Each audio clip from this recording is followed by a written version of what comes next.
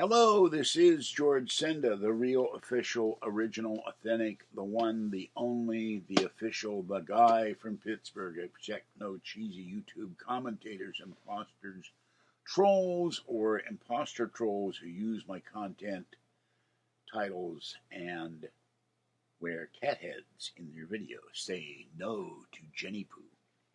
So, I have the book Dreamland by Bob Lazar, the Autobiography, with a foreword by George Knapp. Now, I read this in one evening, and it was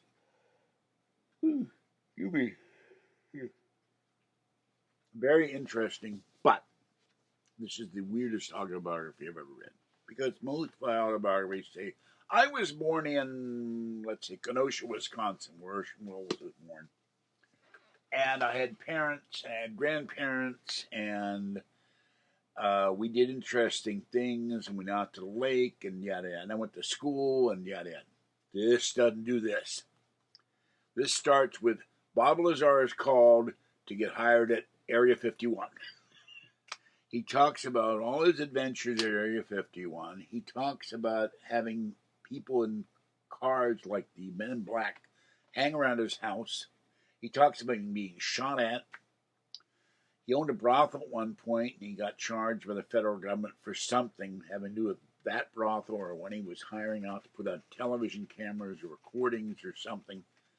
And I don't know whatever happened to that case. I don't remember. And then he gets fired from Area 51. All the surveillance stops, and that's the end of it. So I wouldn't buy this book if I'd known this. I wish I could have checked this out in the library. I paid good money for this. And you don't have any backstory. They say he is, where was it?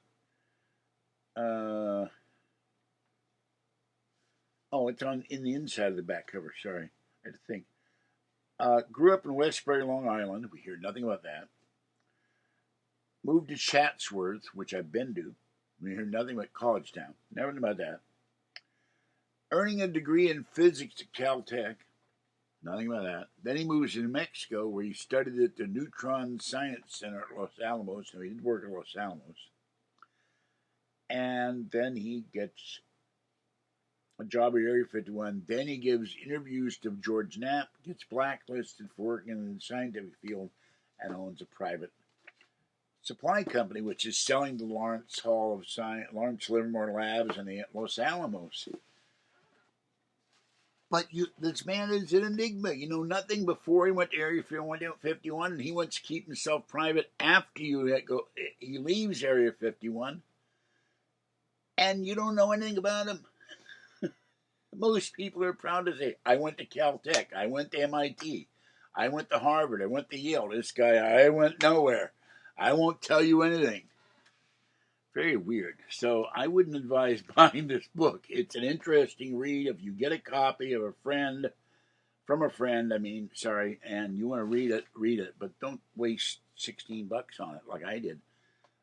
Because it was fascinating. There's a lot of physics and how he did everything there. And even that is kind of vague. Me and this other guy, we worked on the engine for the thing. And it was a little thing like this. And it apparently one of them blew up, and it killed a bunch of people where they were not able to. He didn't say killed. He said no longer able to function with the project. He implied they were all killed by the blast. And it's like having a dilithium crystal inside a bottle, and the thing goes off. It goes in. It's like having your warp core breach. And but it's like, prove the science in element 115. We can't duplicate it except little tiny bits in the laboratory. And he's claiming they were shaving 115 using like box cutters or hacksaws, and they were shaving triangular pieces of it and using it for powering devices or powering our spacecraft, our copies of UFOs. And how do you managed to duplicate 115 when they discovered the element after Bob Lazar said there was 115. The science said there wouldn't be 115. But how do you duplicate that on Earth? And you're shaving a piece of it off to put in a reactor or something. I don't get that part. There's things that are too strange and don't make sense with Bob Lazar. I believe he worked at Area 51, but the rest of it, I just don't know. All right, this is George Senda, the guy from Pittsburgh. Have a great night. Stay wet, warm, dry, or cool as the case may be, and stay safe, and I'll catch you next time. Thursday, podcast time, golf bag time. Friday, Kathy, and I will be doing a video with Kathy. I'll be very happy to see my sweetie pie. And Kathy and I are both not happy with the evil rat. My bank account became overdrawn again because I had to spend too much money because the evil rat would not come pick me up. And she has made Kathy go 30 miles in the bus and BART because she didn't want to drive all the way even to Concord to pick Kathy up, or Walnut Creek. Oh, you take public transit, I'll pick up, and then you got to take public transit home, which is a rotten thing to do. I would never do that to anyone if I had a car. I'd come and get you. Want to give me gas money, that's fine, but I wouldn't leave you stuck. And that could take hours to go from Kathy's house. It takes Kathy like 2 hours to get here. It's another 2 hours to get where Patty lives. That's wrong.